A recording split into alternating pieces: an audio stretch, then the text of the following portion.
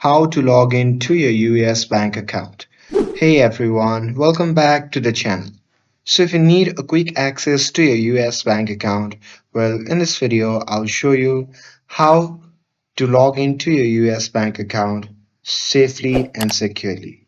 So now without further ado, let's get started. So first thing first, open any web browser and now here, once inside the web browser, just click on the search bar and here simply type US Bank and search for it. And now here on the search result, you can just click on the first link and after that, you'll be prompted to the official website of the US Bank. Now here, once you see the interface like this, at the top right corner, you can see the option labeled as login.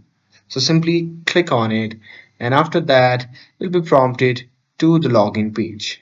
Now here, once you see the interface like this, you'll get the two text field.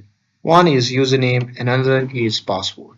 So here at first simply enter your username and here once you're done entering your username you just have to check the box that says remember my username and after that you can just click on the password field and enter your password.